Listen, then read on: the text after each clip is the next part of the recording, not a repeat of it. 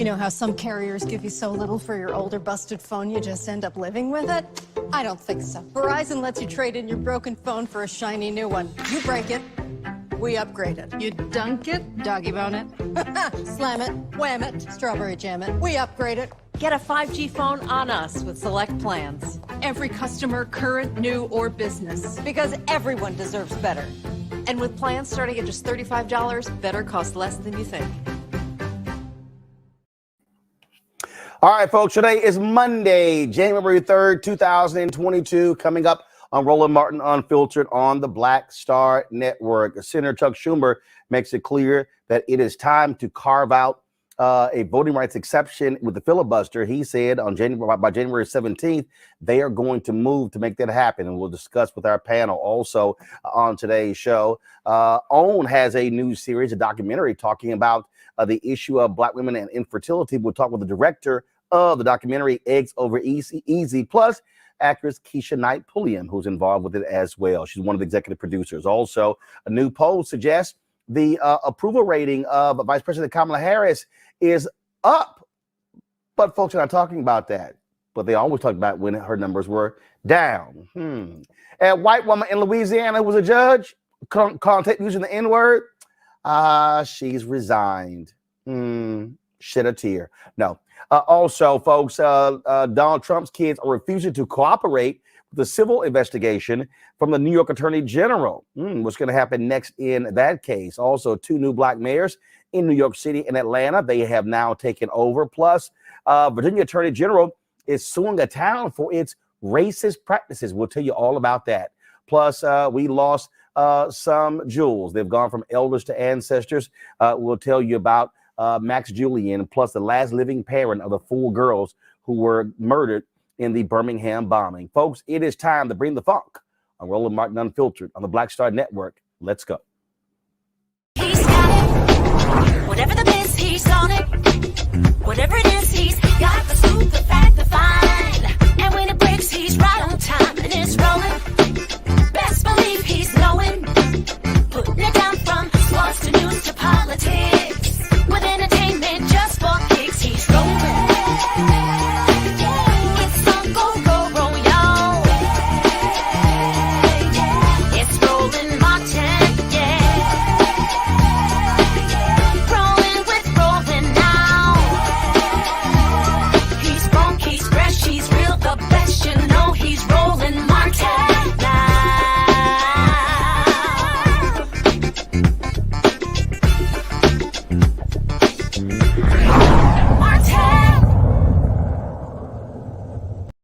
January 17th, that is the day that Senate Majority Leader Chuck Schumer says a vote is going to be held in order to do a filibuster carve out for voting rights. Today, he sent a letter to the United States Senate making perfectly clear exactly what he wants to see happen in the U.S. Senate. This is a copy of that letter where he laid out in stark terms exactly what is happening in terms of dealing with democracy in America. This is what he said: as we approach the anniversary of the January 6th attack on our Capitol and our democracy, I'm writing to follow up on my last dear colleague before Christmas, specifically to outline next steps on urgently needed voting rights legislation.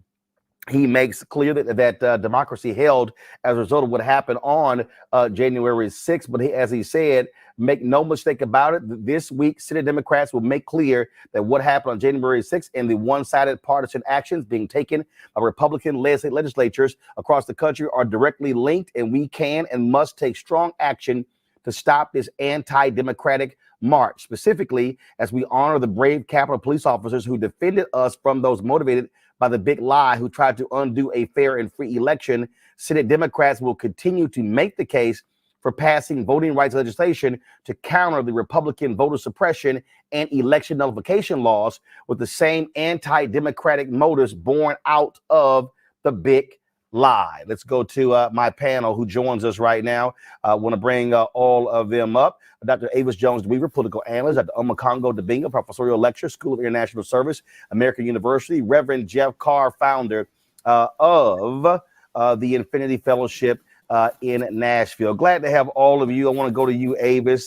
Finally, some action we're seeing from Senator Schumer. He understands that the pressure has been there. And for all of those people who said, oh, that it's performative, if you will, the protests, that have been going on. You've got the hunger strike of Joe Madison. You've got again, what Black Lives Matter have been doing, Poor People's Campaign, seeing the CBC chair being arrested, Joyce Beatty. No, that's the kind of stuff that was needed to put the pressure on Schumer to do this very thing. Absolutely. I mean, the reality is that voting, while important, is not enough. As I often say, voting is the starting gun to political action. It's not the finish line. And those things that you just detailed are other examples of ways that all of us can get involved to move legislation through that we know is absolutely needed. Now, my challenge is to Schumer. You know, I want it to be more than a letter. I'm hoping that that letter isn't performative. And here's why I say that. I don't have a great deal of confidence in his leadership, period, point blank, period. If Harry Reid was the majority leader, we'd already have this, okay?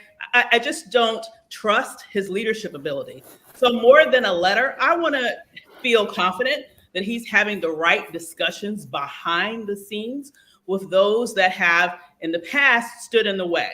Until we actually get it across the finish line, which evidence that he's done what he needs to do behind the closed doors so that he can exert the pressure that needs to be exerted to pull all the Democrats in line, that's when I'll celebrate. That's the part of this equation that I'm scared might be performative, but we'll see what happens when he brings it up to the floor. Well, the problem here on Congo is real simple, and that is you have two senators who are on the record as saying they are not going to support a carve-out of ending the filibuster for voting rights, and that is Senator Kristen Sinema of Arizona and Senator Joe Manchin of West Virginia. I've seen nothing to indicate they've changed their mind. Yeah, absolutely. And I completely agree with what Dr. Avis was saying. And the reason why this vote needs to happen is because they need to be put on record and they need to be put on blast, because all of these guys talk a good game. We just saw this with Build Back Better when people thought that that was going to be on board and that was going to pass. And then, of course, we saw what Senator Manchin did. And to be quite honest, I don't trust any of these guys to do, well, I'm not going to say that. Most Democrats we know are on board with this seriously, especially after the NAACP called out about 13 of them and they had to go on record and say that they were in agreement with this. But we need to make sure maybe what Schumer's intention is right now is that he wants people to continue to put pressure on Sinema and Manchin to make sure that when this stuff comes up for a vote, that they are hearing from everybody. So that might be his intentions. Again, I agree with Dr. Avis. This should be instantaneous. There shouldn't be any more talk, but we cannot stop. We cannot have the mentality that just because he wrote this letter, that all of a sudden it's going to be taken care of. Because we know that the Republicans, they're not stopping. They're ramping up their efforts to make sure maybe get more contributions to Manchin, get more contributions to Sinema. Maybe some of these corporate entities, the American Expresses and the AT&Ts are giving up some more of their money as well, like they've done with Manchin and others. And so we cannot stop right now. It's not like Joe Madison's going to start eating tonight based off of a letter. We got to make sure that we get this done. And so the pressure cannot stop. If anything, it needs to intensify. And of course, Jeff, what you're dealing with here in terms of Schumer, he also knows that massive protests are being planned around MLK Day, and he understands that it's going to be happening on that particular day. And the reality is, this is why the pressure cannot stop. And frankly, you can't just be so locked in, even in backroom dealings. Again, unless you move Sinema and Manchin, it's going to be a vote on that day that look, Lisa Murkowski has said that she supports a carve out, and so fine, you're going to have all Republicans except one voting against it. You're going to have likely all Democrats except two voting for it, and it still won't get changed. You're on mute, Jeff. Sorry about that. Thanks. There I'm you here. go. Great. Exceptional to be here with everybody. Happy New Year. I'm speaking progress and purpose in your lives as well as into the life of the Democratic Party. It's what's needed right now. It's as Dr. Avis pointed out so well, and as Brother Dr. Omekongo said, it's very clear that we've been to this place before. Chuck Schumer is looking at a daunting task here. You've got to get at least all 50 of the Democrats lined up who are ready to go and make this happen so that we can have a simple majority to pass some of this legislation. The question is, how committed are the Democrats going to be? And how committed are the people going to continue to be to keep this pressure on? All of the groups that you mentioned have done an enormous job of putting this in the national spotlight. But when you talk about making change, it's about commitment. Sort of like being in the red zone in a football game. That comes down to who wants it the most. And this is going to come down to whether Chuck Schumer can actually deliver, because that letter still constitutes theory. And a proven practice always outweighs a brilliant theory. We've got to see some delivery on that. I think about getting around the filibuster, and I think about landmark moments in the filibuster. You go back to the passing of the landmark 64 Civil Rights Act. You got to take it back to 1957 when you had committed, diehard people like Strom Thurmond, who still holds the record, I believe, for a filibuster to this day at 24 hours and 18 minutes. Who was willing to go all in for what he believed in terms of blocking our rights. So we have to now see that the Democratic Party is going to go all in and deliver something tangible that they've been promising for a long time. You know, but the thing here that we have to understand is that look, elections do have consequences, and you've got Republicans who are sort of making all of their threats, things along those lines. I saw a tweet earlier from conservative Eric Erickson saying, we can certainly, Democrats, they get rid of the filibuster, we can pass all of these different things as well. And one of the things that I said is, and you can get them vetoed. Right. And I did reply to say, Eric, matter of fact, let me just do this here. I want to blow this up. Hold on one second. I wasn't going to show this tweet, but let me go ahead and show it. Give me just 1 second here. And this is the thing why people can't be afraid, because look, you gotta do what you gotta do. You always hear election of consequences. This was the tweet that he sent out. National constitutional carry, fetal heartbeat law, major tax reform, easier access to suppressors, gutting Obamacare, killing the CFPB. The GOP can do a lot of things too without the filibuster. And I said, yeah, but guess what? Those damn things can get vetoed. And the reality is you need 2/3 to overcome a veto, Avis. And so have at it. Even if Republicans take over the House and the Senate next year, they can pass all of these things, Avis. And all Joe Biden has to do is veto the damn things, and they won't go anywhere. But the bottom line is this here. On the Democratic side, if you don't pass voting legislation, you got to sit here and get your ass mollywopped, because they are setting this thing up to guarantee victories for the next decade. Absolutely. That's exactly what they're doing. And I'm laughing at that tweet, because included that laundry list of stuff that you're exactly right would get vetoed in like 2.9 seconds is this idea of gutting Obamacare. When they had the presidency, they couldn't do that.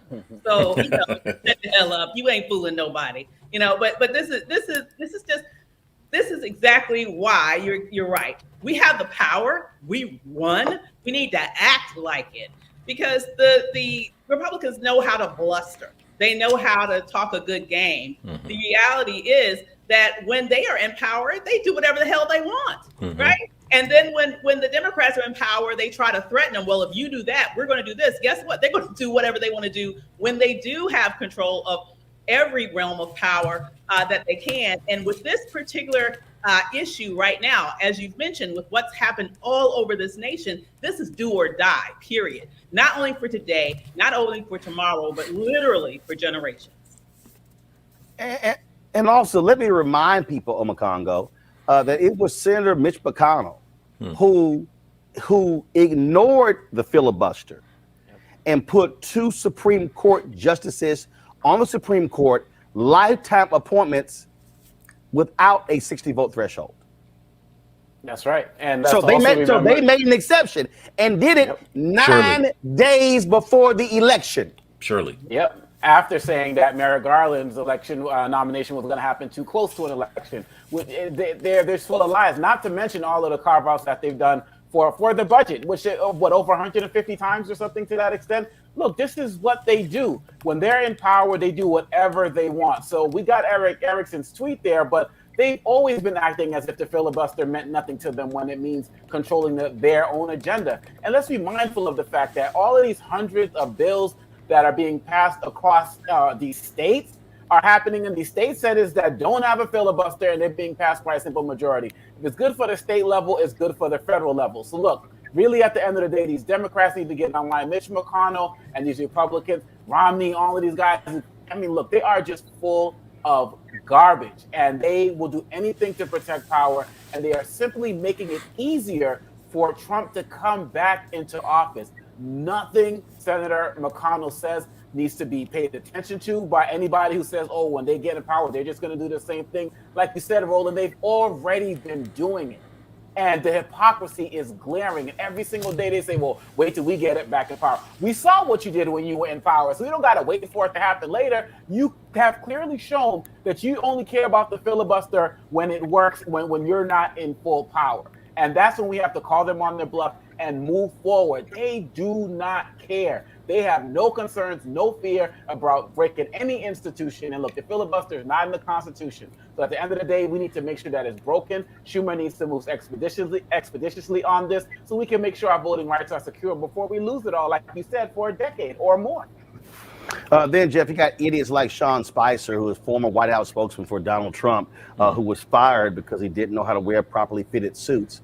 And he wasn't lying enough. And so this is what this right here is what Sean Spicer had to say today on Twitter. He said, reminder, despite lies by left-wing media types like Ryan Lizza, the right to vote in America is not under attack. Every American can vote in person or absentee every vote. Then I tweeted, I said, well, Sean, why are you so scared to have people who believe in voter suppression on your show? I said, you don't have the guts to actually put them on your show. I said, so that's really part of your problem. So I said, because you don't want your Newsmax audience to actually know what the truth is, Sean, and he won't do it. And you're not going to see people on Newsmax who can counter the lie from him, because that's the lie they want to keep promoting. We know what these bills do. We know how they make it harder to vote.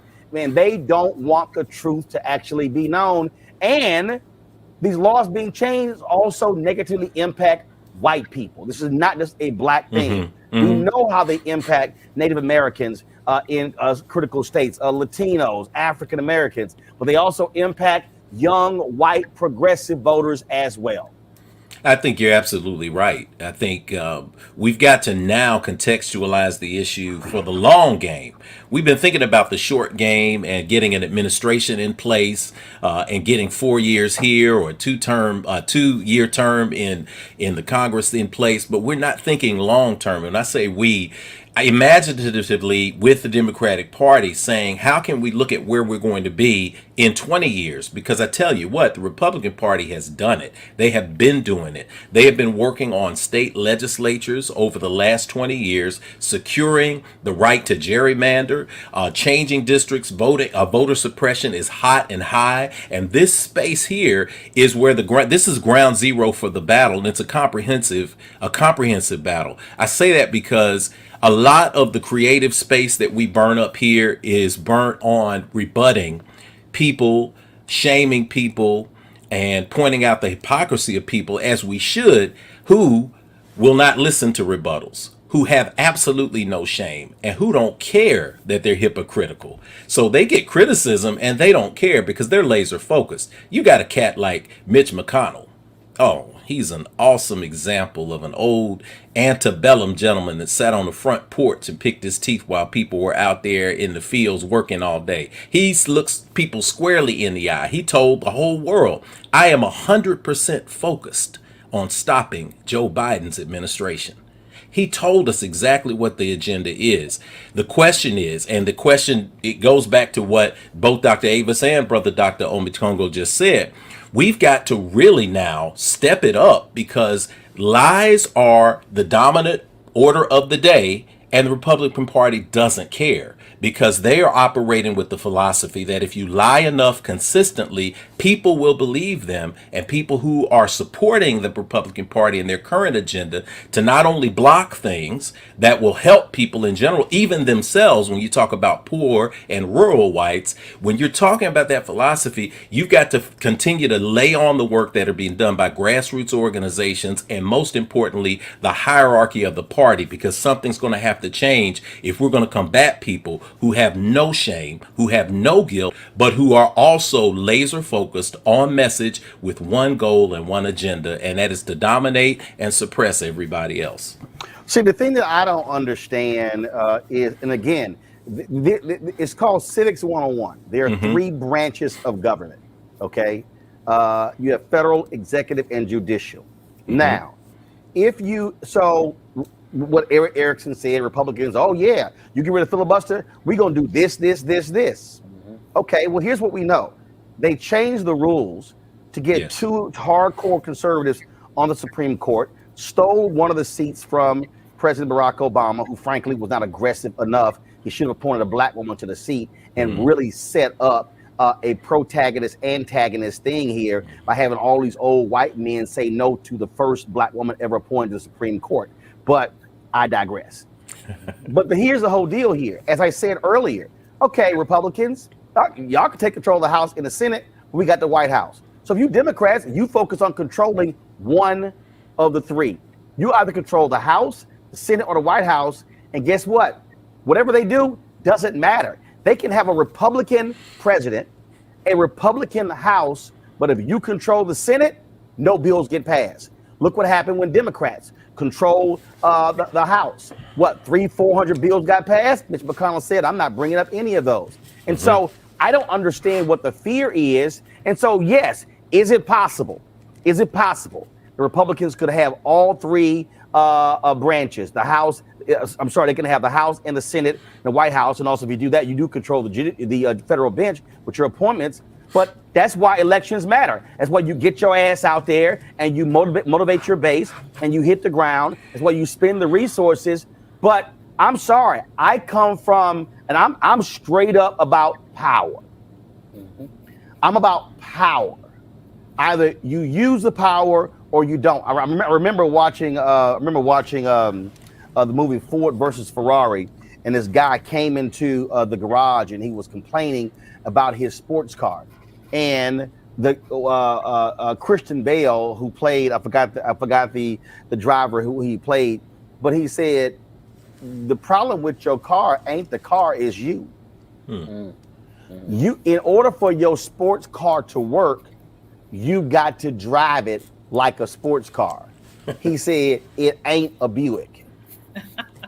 And so the point is, ask anybody who owns a Ferrari or a Dodge Viper or whatever, it can't sit in the garage and you not drive it and rev the engines. Democrats, learn to rev the engines. That's the point I'm saying. When you got power, you use power. Because when you don't have power, it's guaranteed you can't use it. Yes, sir.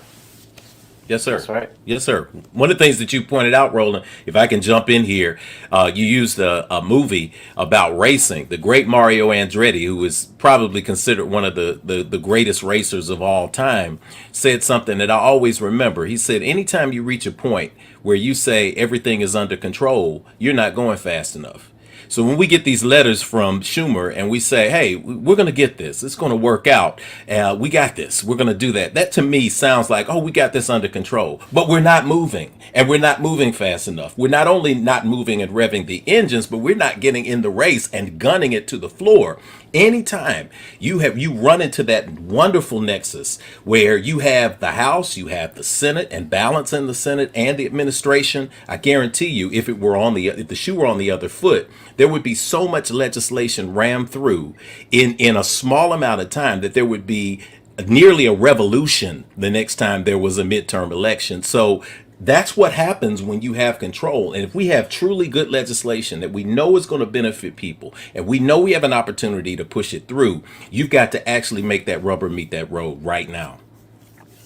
All right, folks, hold tight 1 second. Gotta go to a break. We come back. We're going to talk about the increasing approval numbers of Vice President Kamala Harris. What happened to all of those stories? How awful she was, Politico, where you're now stories saying her numbers are up. We'll discuss that. Also, that white judge in Louisiana caught on video using the N-word. And remember, she said she took a pill and just calls her to just say the N-word. I don't know. I was.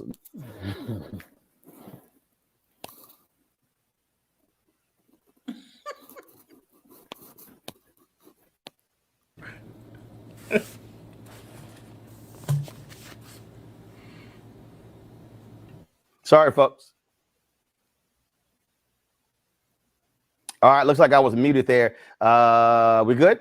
Let's go to break.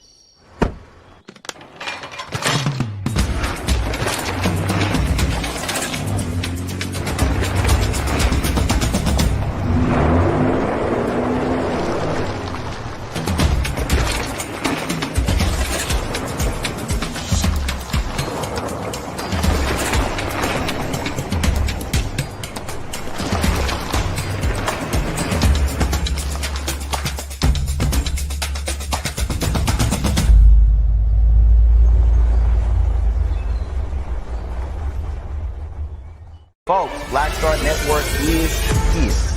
Hold no punches. I'm real revolutionary right now. Support this man, Black Media. He makes sure that our stories are told. Thank you for being the voice of Black America, Roland. Hey, Black, I love y'all. All momentum we have now, we have to keep this going. The video looks phenomenal. See, this difference between Black Star Network and Black-owned media and something like CNN. You can't be Black-owned media and be scared. It's time to be smart. Bring your eyeballs home. You dig?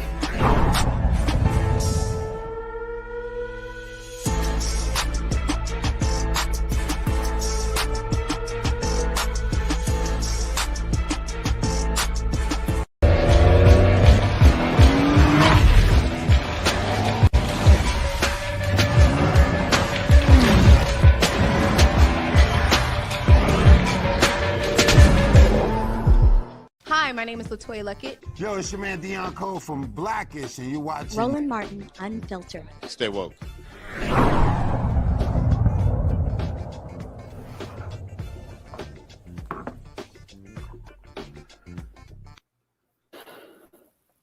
All right, folks, welcome back to Roland Martin Unfiltered. There's one of the huge issue that often does not get talked about, and that is what is happening with Black women and infertility. We've often talked about the issue of fibroids on this show, but this is also one of the issues that's going to be addressed in an upcoming documentary by OWN. It is called Eggs Over Easy. This is we're dealing with the questions of infertility among African American women, and it's not just infertility, as I said, fibroids, but also we've talked about the difficulty that Black women have had even when having children. So joining us right now is the executive producer and director of the documentary, Shaquita Lockley, also Keshia Knight, and narrator of Eggs Over Easy, and also the founder of the detoxnow.com, Coach Jesse Thompson. Glad to have all three of you here. This is something that Jesse, we've had you on before talking about this, that doesn't get lots of play. Recently, Vice President Kamala Harris had a White House conference dealing with the issue of mortality, Black mortality. Again, it's amazing how all these pro-life folks are real quiet when it comes to the health of Black women. It's the White House Day of Action really was monumental. And, you know, when it comes to this story, I thank you again, Roland, because you always create this platform for us. From my very first time having this story, sharing my story of infertility with you, to the miracle babies that came along the way. If we didn't have someone like you to help us share the story, it would be muted. But I am so happy that because the revolution that Dr. Carr talked about is happening because of us amongst in our communities, and people like Shaquita and people like Keshia Knight Pulliam and others who really centered this conversation. And you know, shout out to Shaquita, who's been working on this documentary for a long time and who did not give up on making sure that these stories were amplified, because it's not enough for us to have these conversations in silos. It needs to be centered on a national platform, and also for us to be educated about those things that are available to us, whether it be integrative, whether it be IVF, whether it be holistic, you know, whether it be support and therapy, as well as egg freezing, all the resources that we need to actually have healthy miracle babies and not be in the situation where the mortality and morbidity crisis is at the alarming rates it's at right now. Shaquita, there were folks who were on social media mocking the title of this documentary. Yes. Mm-hmm. And so why was his name chosen? So if you, in our culture, we often say, if a woman is older, her eggs are boiled eggs or scrambled eggs. And I happen to be, well, it's twofold. So I happened to be watching The Real Housewives of Atlanta, and one of the cast members. I'm sorry. Go ahead. No hate on the city. You will never see a housewife. No hating, no shame. It's been a while. Go ahead. But swung that out, and I was like viscerally affected. Because how are you going to tell this woman, oh, you have scrambled eggs because you're old? And I think she was like maybe 40. And so that kind of stuck in the back of my head. Like, why is this such a tough conversation? Why do you always have to say, oh, if you're over 35, something is wrong? So there was that. And then there was my own personal situation, going to my gynecologist, and I go every year for an annual. And she finally says, hey, you're turning 42. Your eggs are turning 42. What do you want to do with them? And so that just made me like spiral and try to figure out, what is she even talking about? Or do what with them? Do I have any? Because I am 42. And so I just kind of thought, okay, how do we make this an easier conversation? If everybody's talking about it, it won't be such a hard topic anymore. And so in sitting with it, that's what I felt God gave to me, Eggs Over Easy. And it's picked up traction. It's doing pretty well. So I did see commentary on Twitter. But, you know, if people don't want to give the film a shot and actually look at it and take the lessons from it, and make sure, if you are Gen X and you know your season may or may not have passed, or it's not something you're interested in, tell your little sisters, tell your mentees, because nobody is telling us about AMH, anti-malarial hormone, which lets you know, well, it's one of the indicators of whether or not you even have an egg reserve. Nobody's talking about that. So maybe instead of spending so much time and energy on the title, watch it and then take notes, because I've done the research, so you don't have to go do the research on your little Twitter, and then pass along these lessons so that the people who are coming behind us don't have to wake up at 30 or wake up at 40 trying to figure out a procedure that's the cost of a car, when most of our parents can't help us pay for this. So we need a better plan. Felicia Fant is one of the executive producers on the documentary, and she says, plan for your body the way you plan for your career. So I went to Spelman, Keshia went to Spelman. That's a women's college. It's the #1 HBCU, by the way. So if we aren't talking about it, if we don't know these answers, then most people probably aren't talking about it, and most people probably don't know these answers. So what I hope to do with the film, and what our intention is, even with the title, is to spark that conversation and make sure that your 25-year-old niece doesn't have to deal with what our generation kind of had to deal with. And Roland, thank you for having this conversation. Well, I am as often I often wear different HBCU attire. I'm wearing St. Augustine's University hoodie today, so they might disagree with your assessment of #1 HBCU. Keshia, let me go to you. Why was it important? Why did you want to be involved in this project?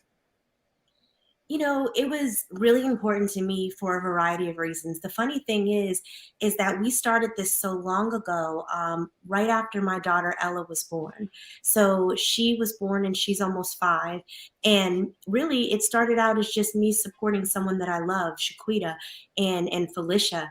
But what I knew was that this was a really important story to be told, because we don't have this authentic, transparent conversation around all things that have to do with our reproductive system, whether it's if you want to have a baby, if you don't want to have a baby, you know, what your fertility looks like, have you had miscarriages along the way?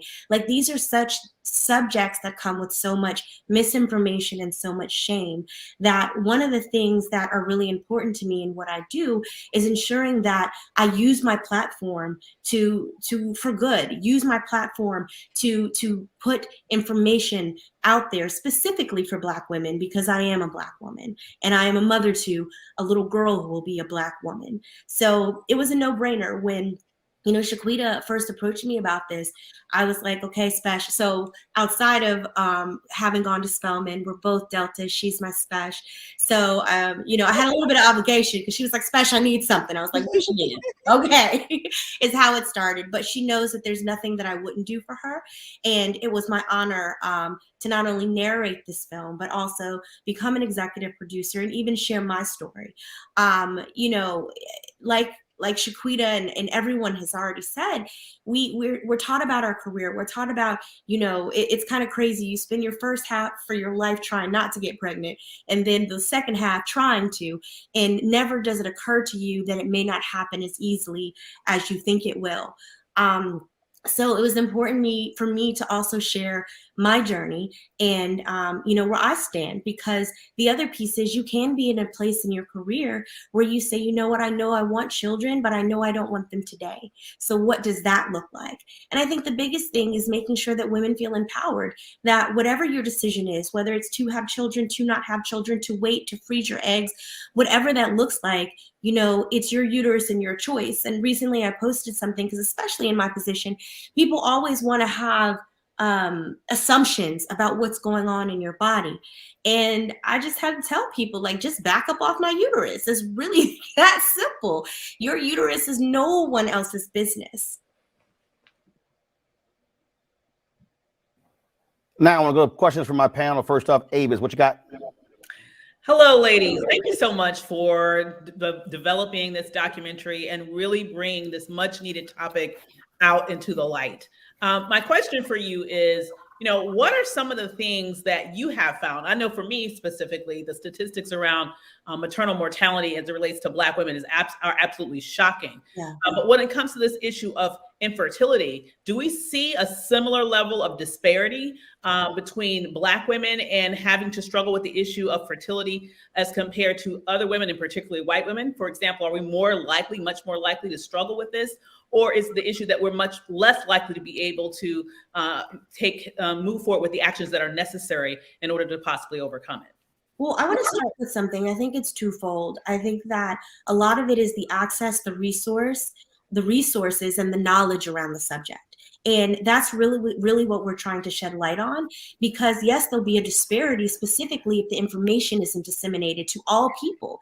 If we aren't receiving the information to make the informed choices, then decisions are made for us.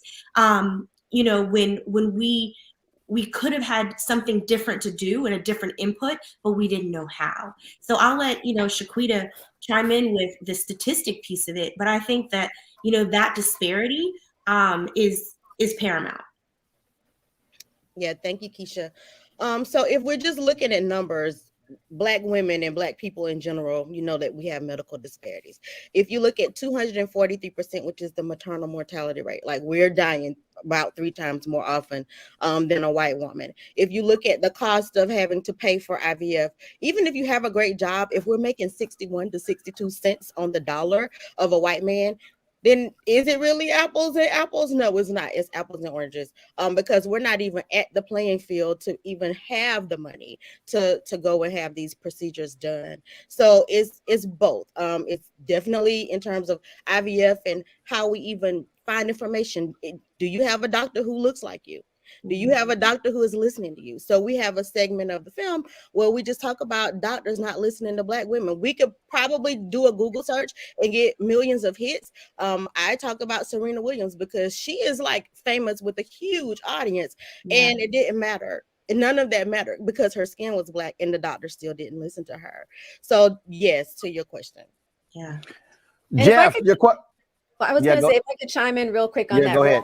Another thing is that Black women are disproportionately affected by fibroids, as you know, and fibroids is actually a leading cause of, if not sometimes the cause of actual infertility, as it was in my case. So now you have, let's add that layer. All right. So we're disproportionately affected by fibroids. We get them in more number, we get them in larger size, more symptomatic, and that now makes a layer of complexity with respect to the infertility equation that now, yes, we're disproportionately affected by that. So now we're even more affected by fertility and infertility, if I could add that. And because of that, because they're, again, we're thrown. So let's add now the hysterectomy piece, because most women Black women are the #1 recipients of hysterectomies. Okay. So now we're getting being made infertile by virtue of the fact that that is the #1 way of dealing with the issue, which, you know, that is why we advocate and we educate over and over, and we help women every day to look at what are their options, what are their integrative options, holistically, diet, stress, you know, management, as well as surgeries, whatever it is that they need together in order to heal these issues. So they're dealing with them at the root if they want to have children as well. Jeff? Sure. First, I want to thank you all of you sisters, for the work that you're doing out there. Jesse, for the work that you're doing with Detox Now. Keshia, for lending your voice to this project. And of course, Shaquita, for being bold enough to step out there and deal with a real issue. I can say personally, there's no more humbling experience than actually seeing birth and being there. And I've been blessed to be in a room with my wife and the midwives, and just to see that first burst of life, and to recognize that one thing that we all have in common, no matter what our politics are, no matter where we come from, we come and we have emerged into this world, into these earth suits that we're wearing through the womb of a woman. So there's so much respect that I have there. I also have respect for women who don't call it quits. So when I'm counseling young women and they say, hey, I'm 25, my life is over, I remind them that my own parents met late in life. My mother met my father in her mid-30s. My brother was born when she was 37 years old. She was 39 years old when she had me, and she was a week shy of her 44th birthday when my sister was born. So my question to you all, and the great work that you're doing, is how can we as a community continue to provide hope for women out there who are looking to have children in any possible means? And how can we provide hope for them? And how can we provide support for them so that we can continue to pass things on generationally? I mean, we're doing it right now. We're having these conversations, and there are so many women who are watching, and they're feeling like I'm not alone. They're feeling like, okay, I have options, I have resources. There are people who are hearing me, who are listening. So I feel like what we're doing now is really important, and paying it forward and sharing this information, making sure, you know, that when we fought to have this story told, and it's coming on OWN tomorrow at 9 p.m. Eastern Standard, you know, Pacific time, that we show up, you know, that we support, that we tell a friend, hey, you know, let's watch this, let's support this, because what we also know in this business is that it is a business, and it's about what is successful. So if we want to continue to have these stories told, then we have to support them. So that's what I would say. You know, share this information, and you have to just make sure that you share your stories too as women, because it's easy to only want to share your highlight reel, but the truth is in the journey. The truth is in everything that it took you to get there. And that's also where growth and inspiration happen as well. So make sure that you are bold enough to share your journey, not just, you know, with your closest girlfriends, but with all women who could help and who could benefit and be empowered by what you share. Omakongo, your question. Well, first of all, I want to commend all three of you for the incredible work that you're doing. It's truly amazing. And my question really is, as Black men, what can we do we talked about, doctors and people who aren't listening, and we understand that narrative as it relates to the larger community. But in our daily lives, what can we do as Black women as Black men to support our sisters throughout this experience from beginning to wherever it may take them? If I could jump in here, I love that you asked that question, Doctor. As a woman who battled infertility for 10 years, the number one thing, my husband was with me on the journey. And that meant that he was not pushing an agenda. If he said, what's the next decision? As we went from one IVF cycle to another, right? It was, if this is too much on your body, I want this to be, if it's only what you want to do. This is your decision. I'm here to support you. And as I coach women literally all over, I would love to show this testimony wall that we have, if we have it up. But the other thing I see in the support that we have is that when women go on these journeys, whether it's holistic or intervention or whatever, that you go on it with them, my brother. Okay. So it's everything from, we have a sister who she couldn't conceive for 12 years, right? And she was really, in fact, the first place we announced this was on your show, Roland. Oh my God, I got goosebumps. And she and her husband were like, look, we're not giving up. We're not giving up. They actually did our detox, our balance program together. And within a month, 2 months, it was a month and a half, they actually conceived. And now they have 2 miracle babies. Why? Because he did it he didn't say, oh, I'm gonna be over here cheering you on. He got into the trenches and he did it with her. And the other thing is, be fiercely protective of your spouse, your woman, where you see other people minding their uterus. I'm plugging you, Shaquita. Your line, Eggs Over Easy, has a merch line. It says, mind your uterus. And you see whether it's, your family brothers are usually the ones that are in our sisters' businesses saying, when you gonna have children? When you gonna have this? You know what? You need to sometimes step in there and say, you know what? This is a very deeply personal, intimate issue. And I really want you to give us some space on this, because these are things that are causing anxiety. They're causing stress. They're causing inflammatory responses in our bodies, causing the very thing that actually will throw off our balance when we're trying, meaning our hormonal balance, when we're trying to conceive. It makes it worse. So be the fierce protector, right? Get in there and actually do it with her. And of course, support. Well, I'll say this here. Look, I feel you on the stress stuff like that, but sometimes you got to cuss some people out. Mind your business. I ain't got a problem. I know, because it was like shortly after Jack and I got married, this one woman kept pressing her about, and I was like, look, we good. I was like, we good. And she was like being all nice about it. And again, I mean, like, we're trying to sit here and be cool, and homegirl kept pressing, and I was like, okay, she need to mind her own damn business. So just so y'all know, we were not actually in the sanctuary. We were actually in the foyer. And so she kept pressing.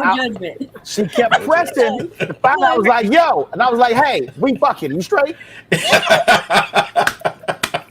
Homegirl was like, I was like, stop asking them damn questions. Hey.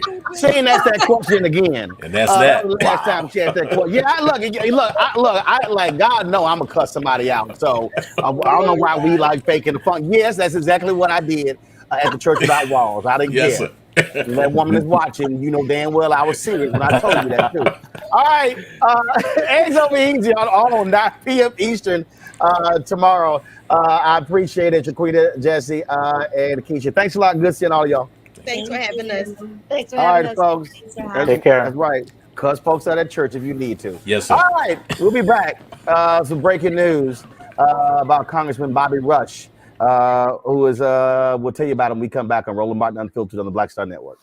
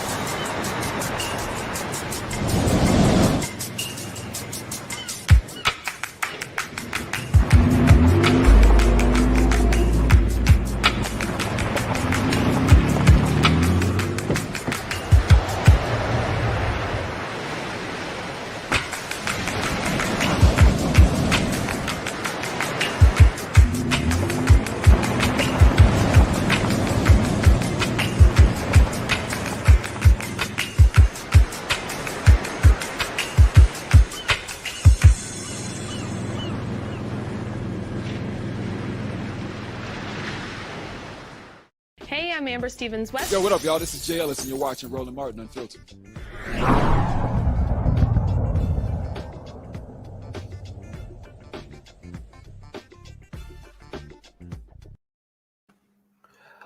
All right, folks, welcome back to Roland Martin Unfiltered. Some breaking news. Congressman Bobby Rush out of Chicago has announced that he is stepping down from Congress after his term is completed. He joins a number of other Democrats who have announced that they are not going to be seeking re-election. He has had some health issues over the last several years. And so this is certainly going to set off a firestorm of people who are seeking his position. You might remember this. This was after the death of Trayvon Martin, when Congressman Rush ticked off. Keenan, go ahead and take that audio. When he ticked off the house when he wore a hoodie on the floor. Walk humbly with your God. And in the New Testament, Luke 4:18-20 teaches us these words. The Spirit of the Lord is upon me, because he has anointed me to proclaim the good news to the poor. He has sent me to proclaim freedom for the prisoners and the recovery of sight to the blind, to set the oppressed free.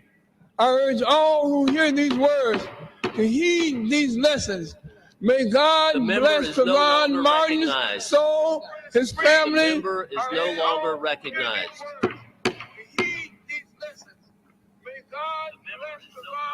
The chair will ask the Sergeant at Arms to enforce the prohibition on decorum. Of course, Rush is also, he is the only person, Omakongo, who has ever beaten President Barack Obama in any election. Yes, indeed. And throughout it all, somebody who's been unwavering in his dedication to our community. And, you know, this is somebody who is time well served, right? I mean, for so long, he has been a voice in our community, whether it's through the political world or, you know, out in the community organizer space. And really, quite honestly, we're seeing so much integrity not being demonstrated right now by our political leaders.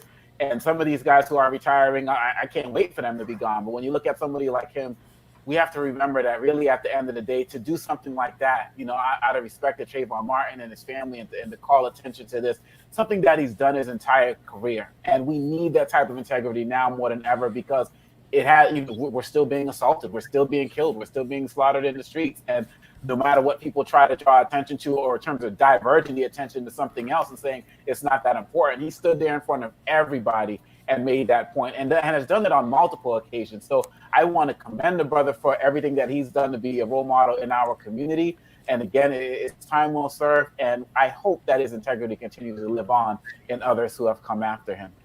And don't forget, Jeff, this is a former member of the Black Panther Party who later became a member of Congress. Sure. In the 1960s, he was the founder of the Illinois Panther Party. So he's put in the time, he's put in the work.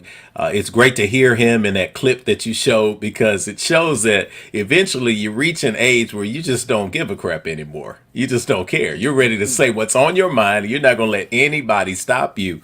Bobby Rush has been a very popular congressman representing that first district of Illinois. And if you look at the last 4 elections he's had to go through, his average margin of victory was 73%. So it tells you how popular he is. I think at 75 years old, there's only so much that we can expect. And one of those things that we can expect is that people can bow out gracefully, that they can become elder statesmen, and that they get to enjoy a little bit of life on this end of this side. We expect people to work until they can't work anymore. That's an old Western mindset. I really think that he has achieved that status of esteemed elder. I think now it comes down to how can we best live his legacy by supporting people who are going to get in there and fight like he fought. Avis. You know, I completely agree. I just want to carry on that last point about, you know, he deserves to be able to now enjoy the rest of his life and not deal with the foolishness that's going on right now in Congress. Let's just be real about that. But also it is, I think it's a great example to show the sort of the changing of the guard, the passing along of the baton. I'm very proud of him having this leadership throughout his career as a community activist as an elected official, but also leading by example here of not being pushed out because of scandal, not, just staying there just to hold the seat forever, but making the affirmative choice that now I'm going to move on. I'm going to live the rest of my life, and someone else is going to have the opportunity to represent my district. I think that's an example that more elected officials, quite frankly, need to take to heart. Just to remind folks, Congressman Bobby Rush is an ordained minister.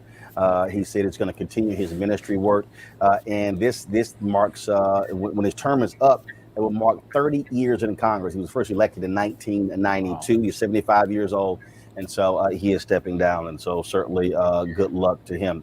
All right, folks, let's talk about this latest poll from Reuters Ipsos, showing that the approval rating for Vice President Kamala Harris is at 51%. It's kind of interesting, Avis, because we've been dealing with all year. Oh my God, how awful she is! Her numbers are the worst for vice president in history. But something else also, I think, has happened over the past few weeks. You have seen the White House and the vice president's communications team be a lot more aggressive in getting her out there, showing her the things that she's been involved with. She's done far more interviews as of late. I wish they do those interviews with Black-owned media. Trust me, the White House is going to be getting, her staff is going to be getting an email from me when the show is over. But I mean, this is what they should have been doing. She's been doing the work, but you can do the work and nobody know, or you can be doing the work and tell folks what work you're doing. Absolutely. And this is the thing, honestly, it is a problem. This is yet another one of those, problems that seems to be built into the DNA of much of the people in the Democratic Party. Very focused on policy, very focused on the intricacies and the nuances of getting things through. They're very enamored with the policy process, but they don't put a lot of emphasis and forethought into, quite frankly, the public relations that's necessary to let the people know what they're doing. And then when you juxtapose that against the fact that she is a path breaker here, that she is the first woman, that she is a Black woman doing this job that is going to get unfair criticism regardless, you need to be especially strategic and aggressive with those PR efforts just to let people know what you're doing and to fight back against the false narratives that get all the attention. So it's good to see that she is, in fact, moving up in those approval ratings. And I hope they see the connection between getting her out there more and those approval ratings going up so that they do even more of those things that we see are working. But the thing is also, here's a poll here that's just strange on Congo. When you look at it, the poll was taken December 13th through the 17th. And here's what's crazy. More than half of Americans, 56%, believe the national economy and the country generally is headed in the wrong direction. But the numbers don't support that when you look at what's going on. Republicans, now that's driven because 81% Republicans think that. 59% of independents think that. But I'm sorry, if you look at the economic numbers, you look at the job numbers, you look at GDP, you look at all of those different things, they are going positive. That's called you're not selling yourself properly. You're not telling your story. You're not controlling your narrative. You are allowing the notion of dysfunction to drive the narrative. Yeah, absolutely. And we have to be clear, like you said, all these economic indicators, Biden has surpassed Trump at every juncture for this time during their presidencies. And yet you have people like retiring Pat Toomey saying that, under Trump, we had the best economic time of my adulthood or whatever. They keep making up these lies and these stories, but that's because Trump was out there every single day talking about how it's the best economy ever. No one's ever seen anything like this. And Biden doesn't do enough bragging. He can't just get out there and just completely pat himself on the back like there's no problems, because of course there are. But he needs to point out these numbers. And Vice President Harris, who's a better communicator than President Biden is, needs to get out there and do the same thing. Look, the fact of the matter is, Roland, I'm pretty sure for the rest of the week, I am not going to see other news outlets report on Vice President Harris's positive approval rating, because it's not in their best interest. And so what I'm hoping is that after you send that email to Vice President Harris and her team, they realize that with all of the aspects of media that you're dominating and other networks that are out there. She needs to get out there and with Black media, and like you said, specifically Black-owned media. She has an open invitation. So why would you not get out there and speak? Why would you not get out there and, didn't Biden put you in charge of the voting rights stuff? Get out there and speak on it. No statements, on Twitter and so on and so forth. You are a powerful communicator. You always have been. And it is clear that there are so many of us who are willing to get out there and uplift you and who are out there defending you every single day.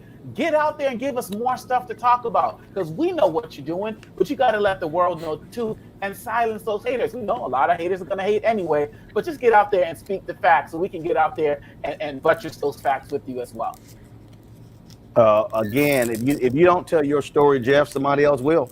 Oh, of course, especially when you talk about politics. But it's the same with creativity and the arts. It's the same with media. If you don't tell people, somebody is going to stand up, and they're going to stand up strong, and they're going to stand up long, and they're going to make sure that they sing your song for you. So when we talk about how do we get this out here, you think about the concept of shaming versus gaming.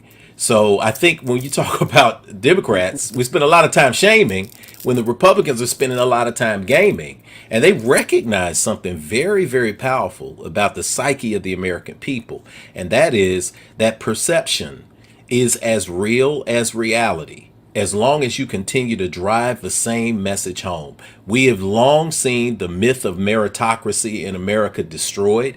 We know that you can be mediocre and just have somebody who was a roommate with somebody's grandmother, and you're going to get a job if your skin is white in America. You work really, really hard, and you don't have that same connection when you're Black. Things are different, even if you have a ton of degrees.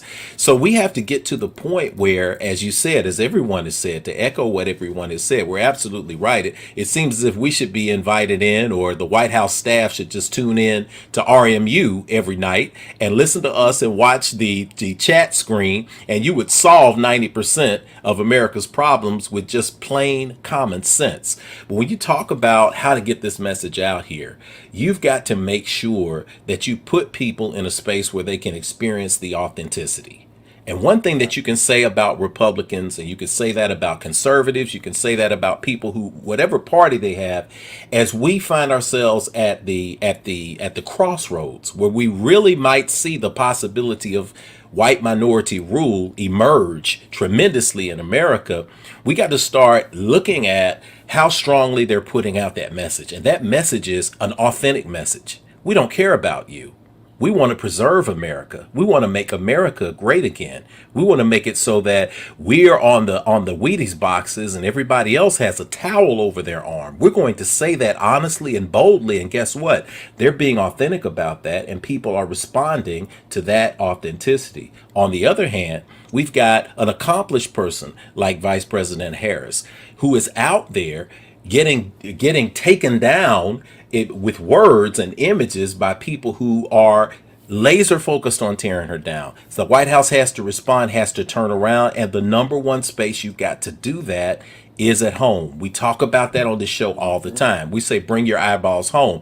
This is the space where you should be having a conversation directly with some of the greatest minds that have been assembled on this network, so that we can concentrically take that message out to let people know, I don't care what you've seen and what you've been convinced to believe, here's the absolute truth. And we're going to rock the world with this. Absolutely. All right, folks, we are awaiting more breaking news. A jury has reached a decision in the trial of that fraudster Elizabeth Holmes, the company Theranos, where they had this so-called magical blood test that actually never even existed. So we're waiting to see what that decision is. Actually, she's been found guilty on 4 counts of fraud and conspiracy at her former blood testing startup Theranos. And so again, found guilty on 4 counts of criminal charges in her federal fraud case. Again, that jury decision is being read as we speak. And let's see here. Let me just see if any more information here. Let's see here. Again, it was financial fraud going on. And so we're waiting to hear more. Again, the decisions are being read like literally as we speak. But Elizabeth Holmes found guilty, four counts. All right, folks, let's talk about the story out of Louisiana. Remember we told you about that judge in Louisiana who was busted on video, her own home video, using the N-word. Roll the video, please. Y'all have it?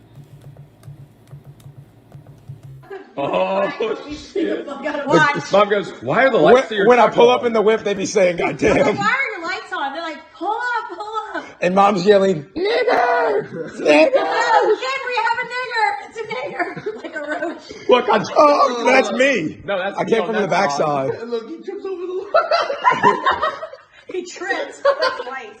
He trips twice. I was the only one running. That's me. Kenny was standing. I'm the one that took him down. Kenny's just standing there. He lied. That was his wallet. Yeah. That's my phone where it fell out. Look, Mom. The dude had a phone on him. You should have taken his phone and stolen from him, that fucking asshole. And now I'm going to grab a gun. Go and get the gun. It's important. Very important. As me and Austin maintain control of the situation. The great thing is we've got video. We've got fuck. Look, there with the car. Wait, look, there's And look, here comes there's Rebel. Want to play fetch? Rebel quickly like this is. Lafayette City Court Judge Michelle Odinette says she takes full responsibility for her hurtful words. Now, remember, she first said she took a pill, and I just don't recall any of those things. I don't know what was being said. Yeah, you sounded like you were out of it. She's now out of a job. And, of course, they replaced her with a black judge. And I just keep saying, Avis, look, this nice little device right here is just gonna let all the races reveal themselves right here. Sure does. I mean, but you know what's really interesting? I just want to know who leaked the video because right. I want to know who the hell did she piss off. That's the real thing we need to figure out. But the reality is here, though, that we got to look inside the sort of the quiet conversations that are had, not in public view. And the sad situation is, we know people are like this all over the place, but as a judge, you know, what sorts of things are going through her mind when she sees Black people in front of her?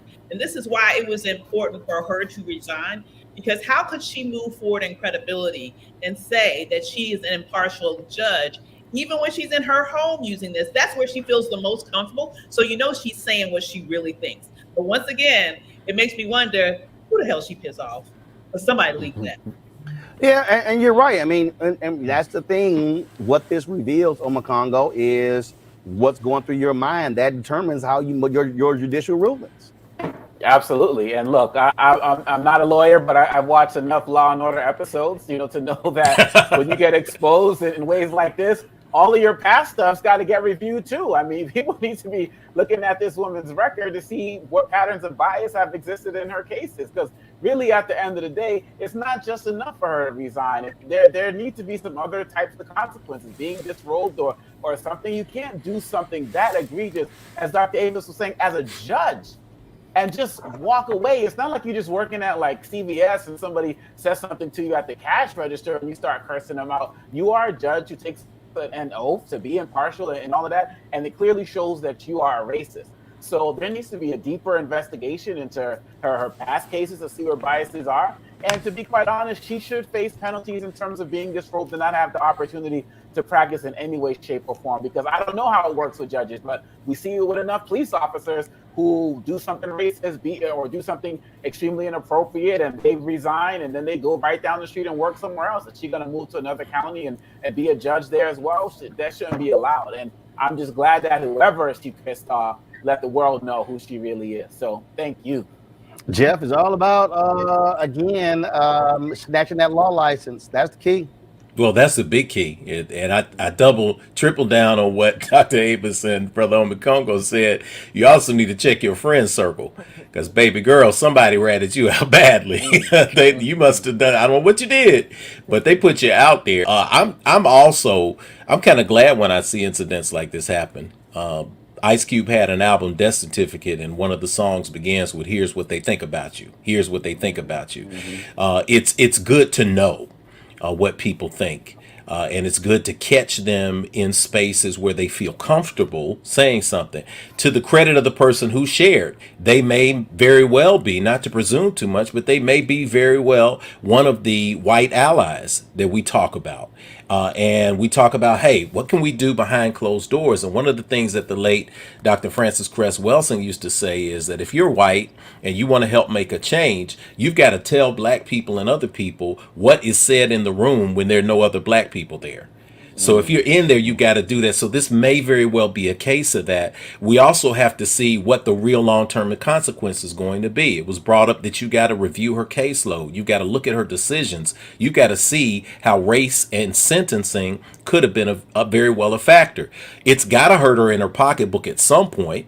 She's embarrassed. She's frustrated. She's used all of these terms, but she actually did it. Nobody takes a pill that makes them do something that egregious and that insane. I'm just saying, I hadn't seen a pill like that. I've seen a pill that make you sleepy. I've seen pills that make you honest. I've counseled people through situations where they had a little bit too much to drink and they said what was really on their mind because their prefrontal cortex had shut down. But the reality is that's a powerful pill. That's a pill called white supremacy, and there must be some secret underground where that thing is being manufactured and dropped in drinks with 200 million people at a time. I don't know what it is. The other thing that could happen is, I think about a year ago, there was a country singer named Morgan Wallen, and this issue happened here out of Nashville.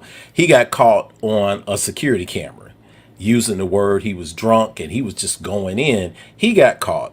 The consequence for him was he had to apologize. He did an Instagram video. The record label did not fully drop him. They suspended him at the time. Country radio stopped playing all of his tunes, and there was a talk about giving $100,000, I think, to the NAACP. But guess what happened? Yeah, there were like 8 groups he was supposed to give money to. I think Evans only gave 1. I think he only gave 1, right? So we see this, but look at the other side. This wouldn't have hurt him because he was punished. His fans responded. So his digital album sales went up 1,220%, and his album sales went 327% in an increase just because of the incident. He had to get online and tell his fans to stop defending him. So this tells you about, when we talk about that term, we use that term, your vibe attracts your tribe. What do you do with the fallout that comes from other people who say, I'm just going to make sure before I put on my robe, that I'm going to check my squad to make sure nobody's recording this before I say what I truly say, before I go into that classroom. Well, she gone. She gone. All right. Roland, you could do some diversity training with her, brother. Shit, one-on-one. Nah, hell no.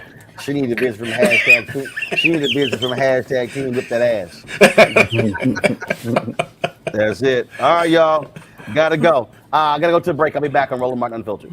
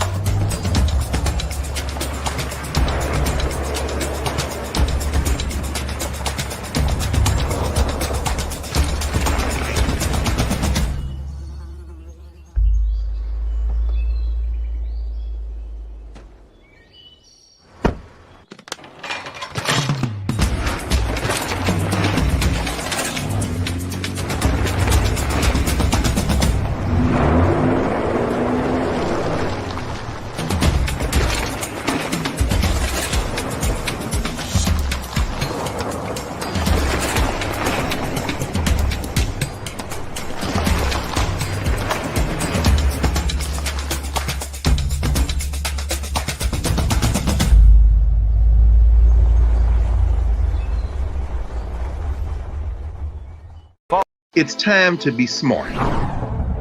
When we control our institutions, we win. This is the most important news show on television of any racial background. Y'all put $2, $3, $4, $5, $10, $15, $20, $30 on this and keep this going. What you've done, Roland, since this crisis came out in full bloom. Anybody watching this, tell your friends, Go back and look at the last 2 weeks, especially of Roland Martin Unfiltered. I mean, hell, go back and look at the last 2 days. You've had sitting United States senators today, Klobuchar and Harris. Whatever you have that you can bring to Roland Martin Unfiltered to support it, please do, because this information may literally save your life. Watch Roland Martin Unfiltered daily at 6 p.m. Eastern on YouTube, Facebook, or Periscope, or go to RolandMartinUnfiltered.com. Support the Roland Martin Unfiltered Daily Digital Show by going to RolandMartinUnfiltered.com. Our goal is to get 20,000 of our fans contributing $50 each for the whole year. You can make this possible. RolandMartinUnfiltered.com.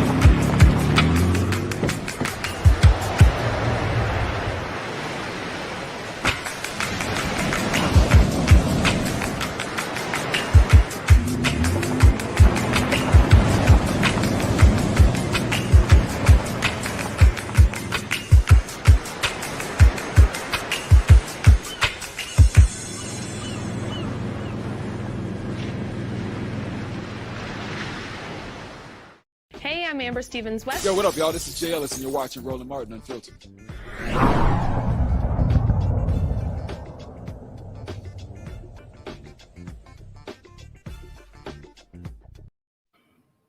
All right, folks, after a months-long investigation, Virginia's Attorney General is suing a Virginia town for discriminatory practices that have taken place involving the town's law enforcement. Attorney General Mark Herring says that Windsor's police department operated in a way that led to discrimination against African Americans, violating their constitutional rights. The probe was prompted by a December 2020 traffic stop involving 2 Windsor Police Department officers and Caron Nazario, an Army lieutenant who is Black and Latino. 2 Windsor cops pulled him over, pepper sprayed him, and pointed their guns at the military officer. One of those officers did get fired for violating department policies. Guys, if y'all have that video, go ahead and roll it, please. We remember when this happened. It was a shocking. Let me see your hands. How many occupants are in the vehicle? What's going on? How many occupants are in your vehicle? It's only myself. Why are your weapons drawn? What's going on? Open the door slowly and step out. Open the door. I'm not getting out the vehicle. What's going on? Get out the car. Open the door slowly and get out. What's going on? Get out of the car now. Open the door and get out the car.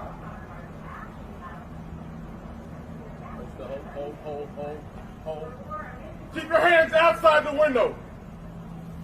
Keep your hands outside the window. My hands are right here. What's going on? Get out of the car now. Get out of the car. What's now. going on? Get out of the car now.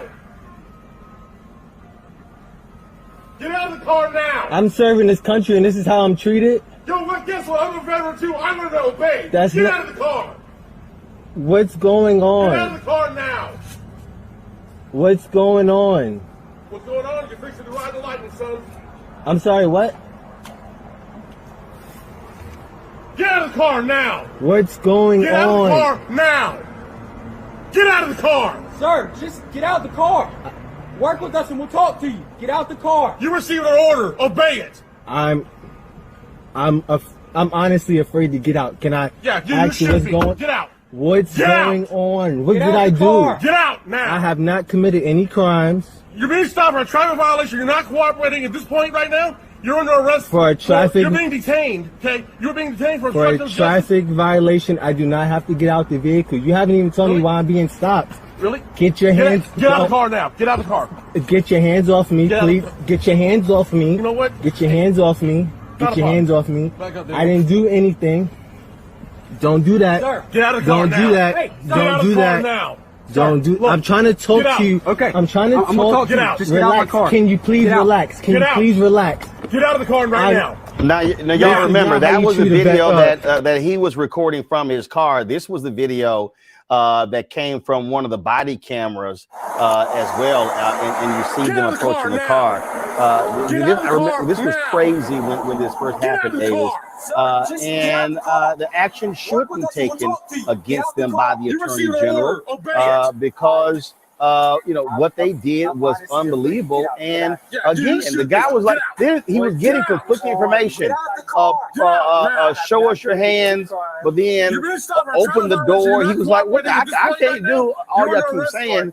But this is the stuff that we talk about all the time, but these departments need to be held accountable. They certainly do. And the thing that really strikes me is Get your hands off me. throughout that entire incident. And it's very interesting here that the only people that get out of the car now. The situation Get out. Okay, I'm trying to get out. Still have to train how to de-escalate situations. He was the only one who remained calm and in control of himself and was well communicative throughout the entire event.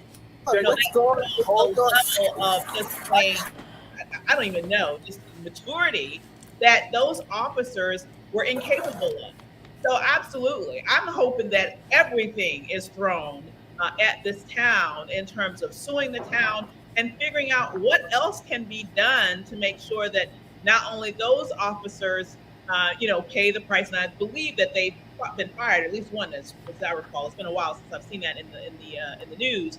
But what are they doing now to make sure that those types of altercations aren't, repeated in the future? Because if you don't change whatever is going on in terms of their recruitment and their training, it's not just training. You can't make, diamonds out of stuff that's, So they have to make sure that they are recruiting the right type of person to give that type of power to. And then at the same time, they need to make sure that they're training them correctly.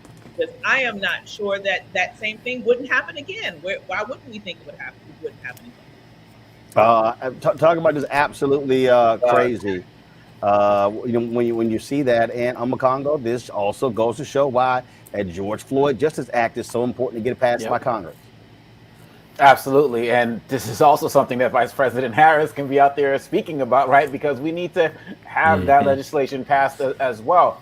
One of the other things I remember about this case is that they tried to pull him over on a dark road, and he was the one who drove to that gas station so that he can have better lighting. And imagine if he didn't do that.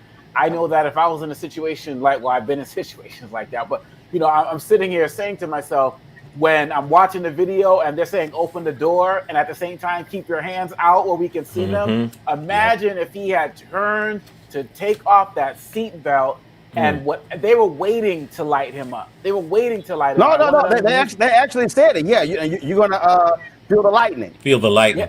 Yeah, exactly. So they were looking for any reason, and like Dr. Ava said, we have to be the ones to diffuse these situations. And this ties into our last segment with the judge. Like we said, where are those officers now? The one that got fired, the other one who may have got disciplined in some way, shape, or form. So yeah, it's great that the Attorney General has filed this lawsuit. We need to see some real consequences, some real financial consequences. We need to see some people really lose their job and not be able to go down the street and get hired again. And like you said, Roland Martin, if we had that George Floyd Policing Act, there would be a registry so these guys can't just hop from county to county and do the same thing to us. Jeff?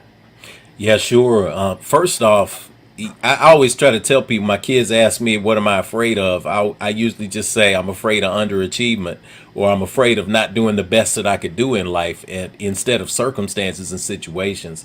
But when I hear that tape and those words come into my ears, I get fear too. I get that understanding out of an empathetic space. Many of us have been in that space before. So I first want to congratulate Lieutenant Nazario for being the one who was de-escalating.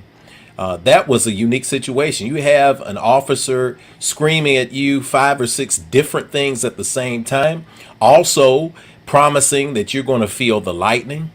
You heard that. When situations like this, they rarely test the officers to see what they're dealing with and whether they're under the influence, because all I heard from that officer was continual slurred speech. Everything that he was saying was slurred. I would have been terrified too. I would have been concerned too.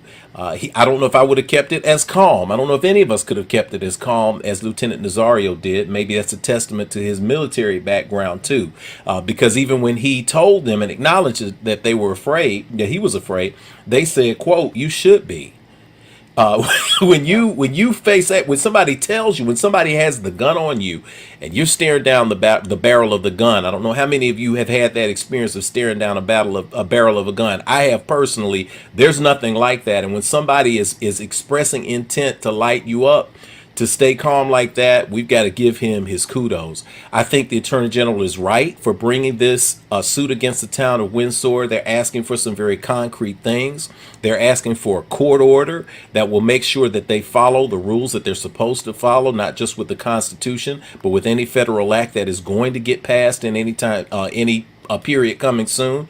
They're asking for third-party supervision of this department that is also paid at the expense of department. When we talk about oversight committees and police oversight, we can see that those institutions can often be corrupted by particularly police unions. So to have a third party that is disattached could actually bring about some justice. And the last thing I think they're asking for is a $50,000 fine for each count of discrimination that they find with the police department going forward. Because while blacks and Latinos are the minority in that town, over 40% of them constitute the traffic stops. So there is hard evidence to show that something is wrong there. And I hope that it gets corrected with the suit that's on the table right now.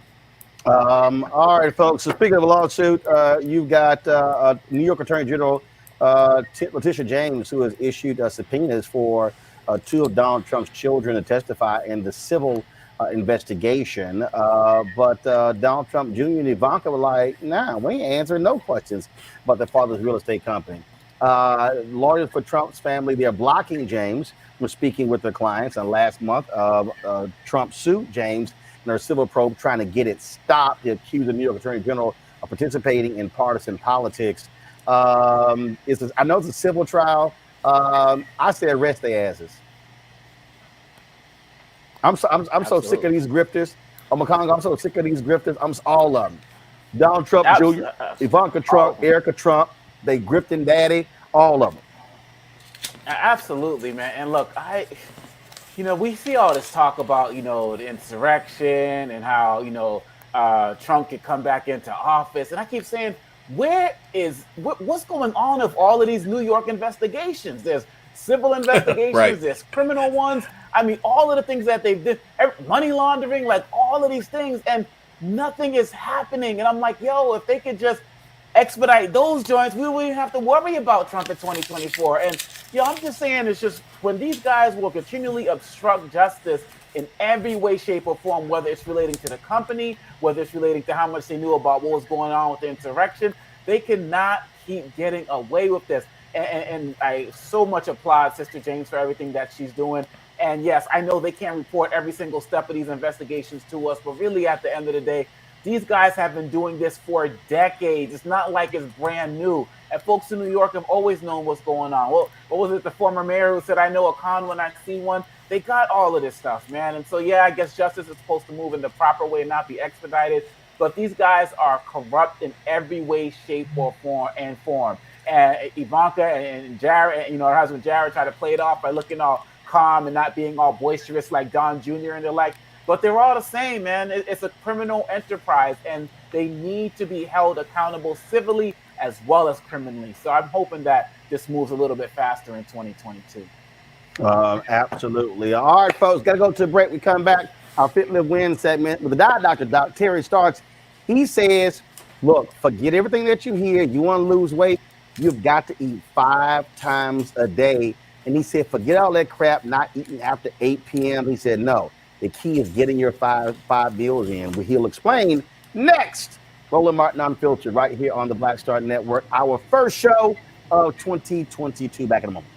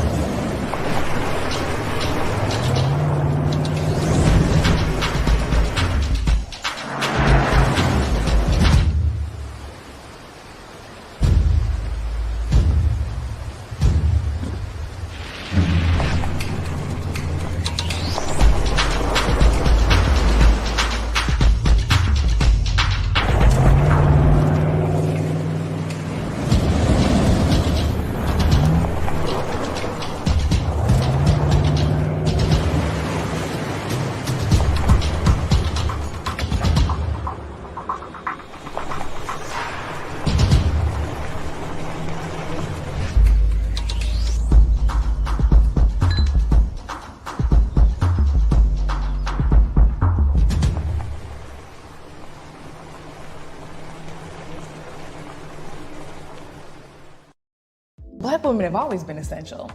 So now how are you going to pay us like that? And it's not just the salary. I mean, there are a whole number of issues that have to support us as women. Yeah, but that's what we deserve. We shouldn't have to beg anybody for that.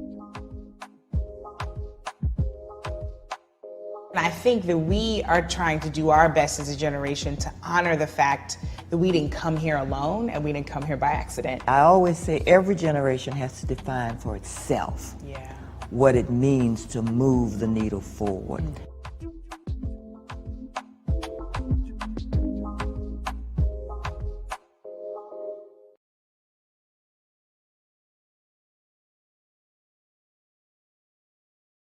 I'm Angie Stone. Hi, I'm Teresa Griffin. Oh, Roland. Hey, Roland. I am so disappointed that you are not here, first of all. Where's our dance? It's like we get a dance in every time I see you. And so now you're not here for me to dance with, sir. You and your ascot. I need it. I need that in my life right now. Okay, I love you, Roland. What's up? I'm Lance Gross, and you're watching Roland Martin Unfiltered.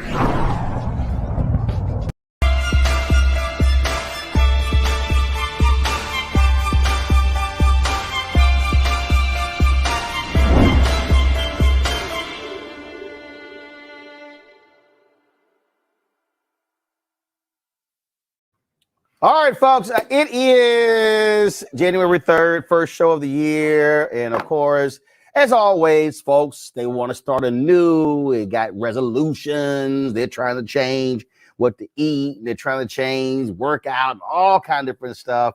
And my next guest says, he said, look, y'all want to lose weight? I'm trying to tell y'all. He said, you got to get the 5 meals in if you want to lose weight. But that's counter to what a lot of other people say. Joining us right now is Terry Starks, the Diet Doctor. Terry, glad to have you on the show. So first off, why are you so adamant? Explain why are you so adamant about the 5 meal that you got to get all 5 in. All right, so I'll give you an example, Roland. The human body is like a fireplace. Once you've got logs in the fireplace, that fire is up, it's blazing. That room is warm. As the fire starts to die down, well, what do you have to do next? Well, you've got to throw more logs into that fireplace. Here comes that fire. Now that room is nice and warm again. Around that 2.5 hour mark, 3 hour mark, the fire starts to die down. You've got to throw more logs into the fireplace. The human body is the same way, the same exact way. You feed the body a small meal, give that meal, 2.5 hours, enough time to digest, and then you have to fuel the body with another small meal. Give it 2.5 hours, a little bit more time to digest. So at that 3 hour mark, you fuel it with another small meal. This is how you speed up the metabolism. I know this sounds weird, but mostly people weren't struggling with weight loss because they're overeating. 85% of them aren't eating enough. I'm helping. Now, that's interesting. That's interesting you say not eating enough. Because you have others who say, oh, if you do 3 meals and now one of the things I kept hearing all in 2021, intermittent fasting and all sort of stuff like that. Whereas your deal is, look, if you want to take the weight off, it's the time frame, and you also say stop with all this. Don't eat after 7 or 8 o'clock. Right. It's really based upon your own schedule, your lifestyle. Exactly. So, for an example, 30% of my clients that are really dropping 2-3 dress sizes in 35 days, they work the 3rd shift. I'll get a call from nurse practitioners, even physicians, like, well, Terry Starks, how is it you've got men and women eating at midnight, 1, 2, 3 o'clock in the morning, and their bodies are changing drastically? I'm like, well, they work the 3rd shift. He said, but we thought you got to stop eating after 3 and starve yourself for the rest of the day. That's absolutely false.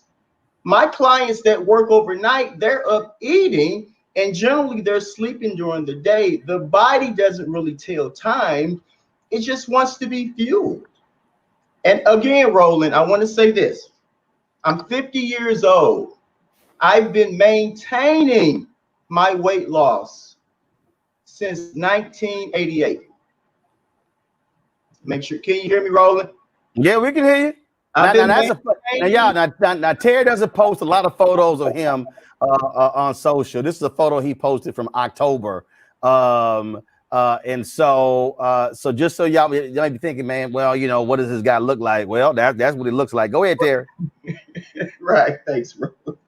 Yeah. So it's just, I'm more into a healthy lifestyle change. Once you do the program and you reach your desired look or clothing size, I have an 85-15 rule. So I always explain to my clients, like, well, what about maintaining the weight loss? Well, that's the easy part. I've been maintaining my weight loss for 33 years. I never said you wouldn't have ice cream, cookies, and cake. Let me get this weight off you first so you can enjoy ice cream, cookies, and cake, of course, in moderation.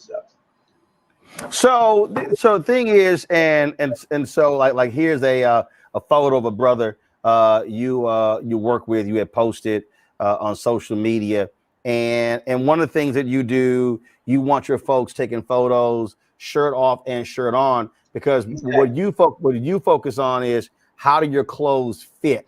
You're not fixated on the scale.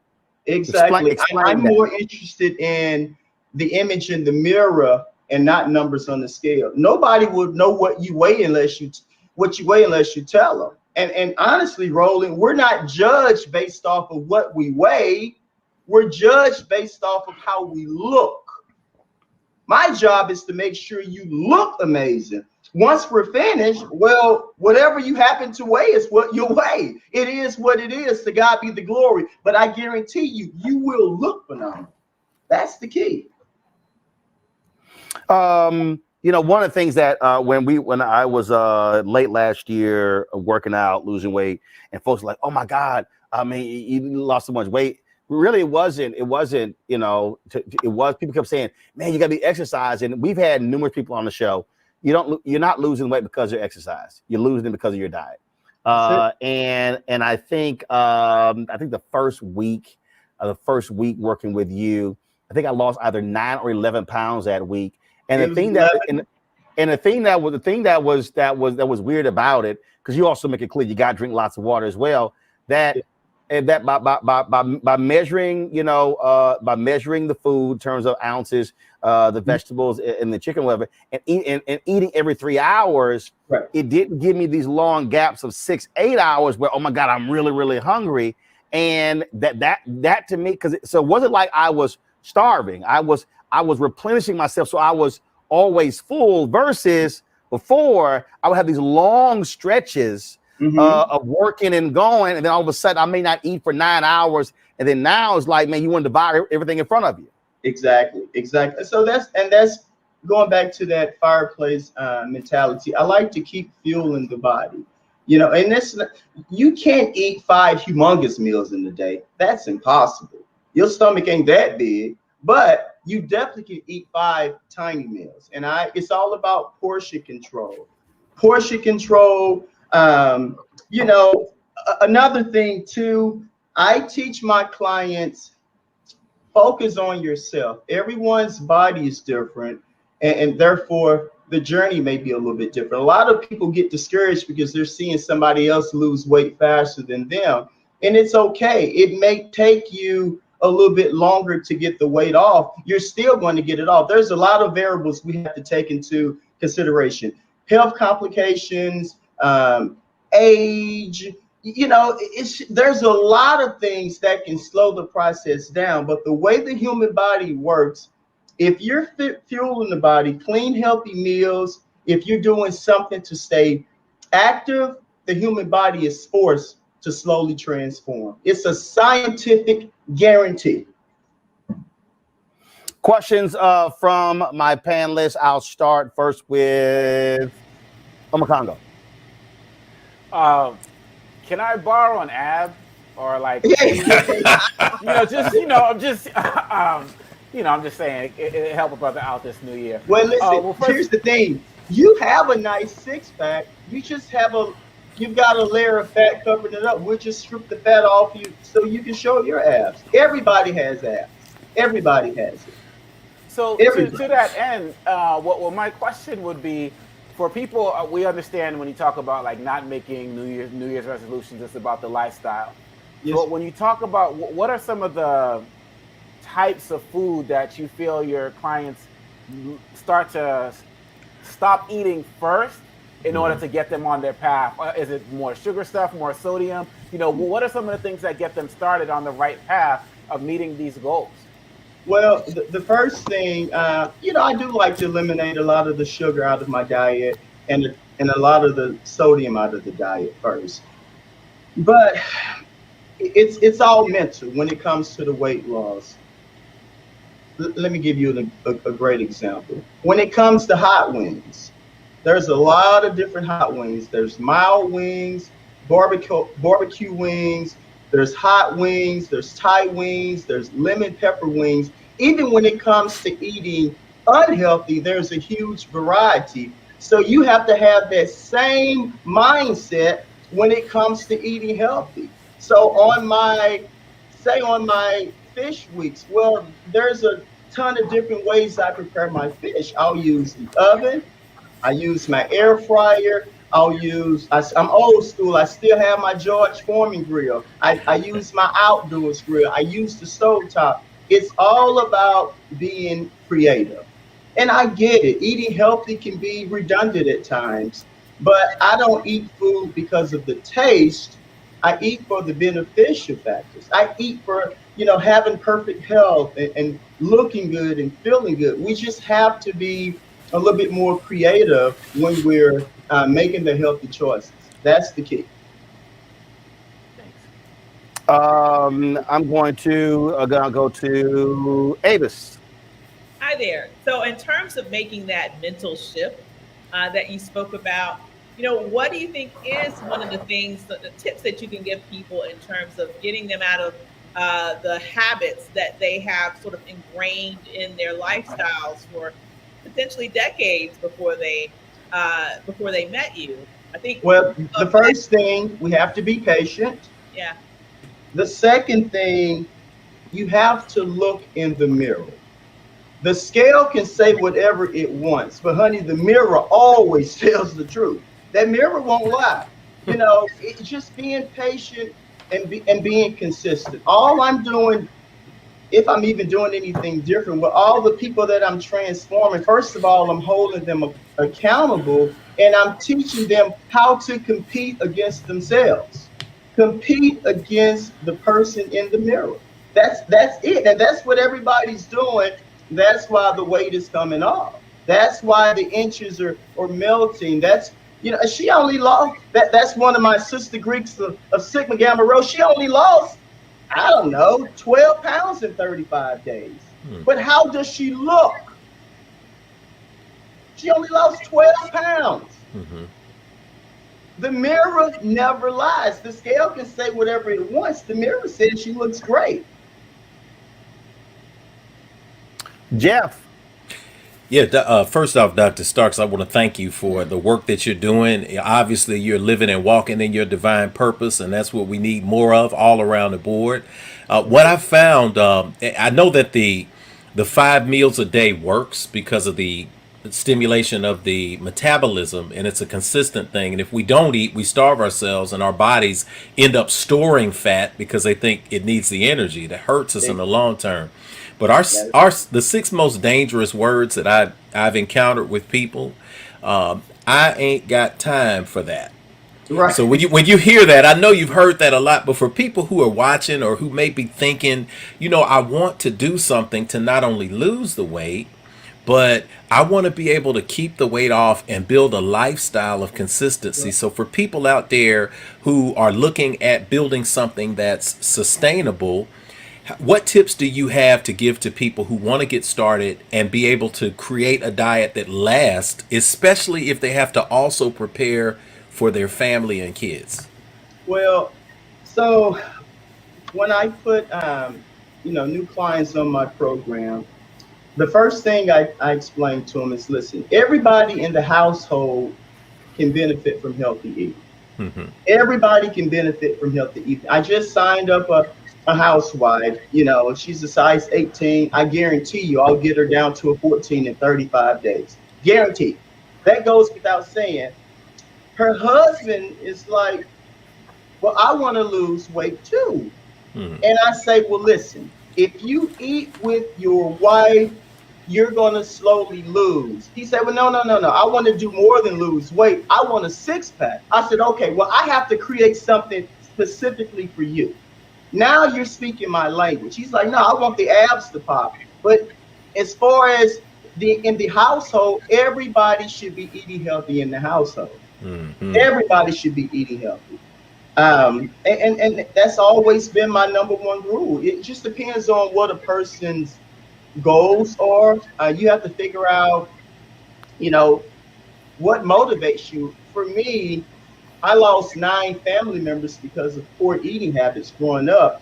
Mm. That was my motivation. I'm trying to be around so I can live to see my kids. That's the game plan. And this is why I make the healthy choices. That's great. All right. Terry, how can folks reach you? They can reach me on Instagram, Terry Starks, the Diet Doctor. I've got 2 Facebook pages. If you just search for Terry Starks, you'll see thousands of transformations. Just, inbox me or my email. I'm old school, Roland. TerryStarks1@AOL.com. Just let me know you're ready for your transformation, and let's make sure you're the best version of yourself. That's what we do. All right then, folks. So that's it. So you know how to reach him. Terry, thank you so very much. I appreciate you, Roland. Thank you, guys. All right. Thanks a lot, folks. Of course, this is we're already just 3 days into 2022, and we've lost some great ones already. First off, Nick Colione, the smooth jazz guitarist. He had 5 #1 singles from his album. He was, of course, a native of Chicago. Mitchell Chu.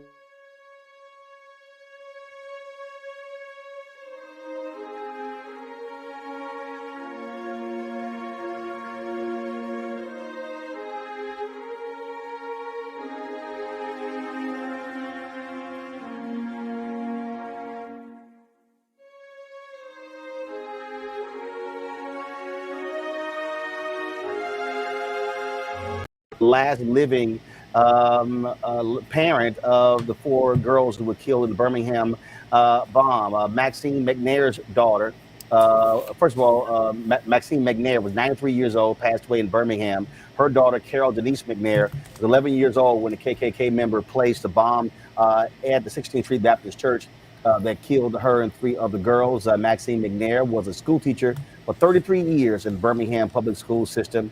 And she passes away at the age of 93. And so we certainly mourn her loss as well. And then also, he starred in the Max Julian, passed away on New Year's Day, his birthday. And all the reports keep saying he was 88, but he was born in 45, according to the report. So that means he was actually 77. Mm-hmm. But Max Julian was a screenwriter. He was also, again, like I say, he starred in the Mac. So many people remember that film and so many others. And so we lost some great ones already. So we mourn the passing of Maxine McNair, Nick Colione, as well as Max Julian. I want to thank Greg Avis and Omakongo for being on today's show. We ended last week's show. Roland. Jeff. We ended last. Sorry, my bad. Yeah. See, hey man, that's all right. So we ended the show Thursday, showing you folks who we lost in 2021. There was some we some we left off, and so we wanted to show you a complete memoriam in today's show with that, and so we'll do so. So we'll see you guys tomorrow right here on Roland Martin Unfiltered on the Black Star Network.